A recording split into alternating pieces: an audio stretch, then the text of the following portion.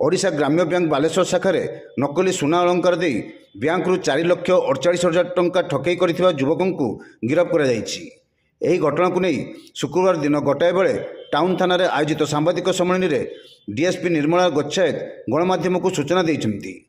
गिरफ अभियुक्त टाउन थाना अंतर्गत रानीपाटना श्रीनिक्स कॉलेज अंचल विश्वजित कर गत 2024 मसीह विश्वजित ग्राम्य बैंक 87.3 ग्राम नकली सुना अलंकार दे 4,48,000 टंका बैंक ऋण नहीं तेबे परवर्ती समय से ऋण परिशोध न करिबारु बैंक पक्षर नीलाम करने सुना अलंकार को परीक्षा करागला परे यह नकली सुना अलंकार बोली जमापड़ा। बैंक मैनेजर अभियोग पर टाउन थाना पुलिस अभियुक्त को गिरफ्त करी डीएसपी गणमाध्यम को सूचना देते। यही सांबादिक सम्मेलन में टाउन थाना आईआईसी विजय दास उपस्थित थे।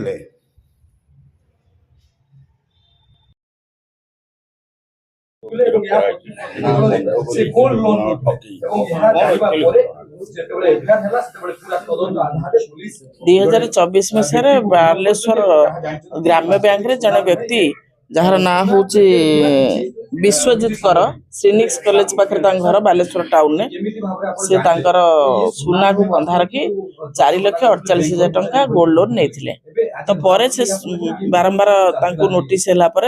सी लोन सुझिले तो बैंक रो सस्पेक्ट अराइज कला। बैंक से सुना को काटिकी टेस्ट कला जना पड़ा से खाद रूपा मिसी सुना नहीं तेणु से आमर 30/1/2026 टाउन थाना गोटे केस देते।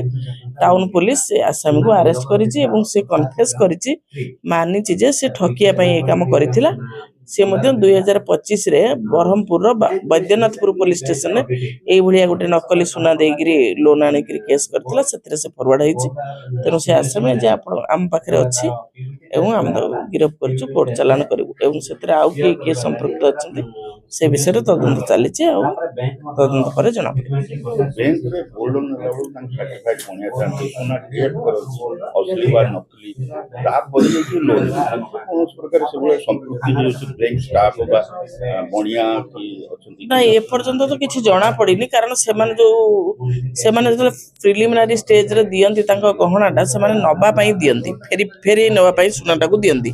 तो सेति पई से तांकर गोटे स्टोर ने घसी की सेटा नै जांती जेतु ऊपर एटा गोल्ड प्लेटेड अछि घसिला परे ते भीतर को जणा पड़िनी जे एटा खाद पड़िछि बोली तेनु बैंक ताको गुड फेथ रे एक्सेप्ट करचंती पर तले जणा पड़िछि जे नाही ए ठकिया उद्देश्य रे करूतले आ ए नै नहंती भी नहीं थिले हुए तो धरा पड़ी न रिपेमेंट कर देथिले तो किछ करि नहंती सेति पई खोलताड़ पर सतटा सामना करछि।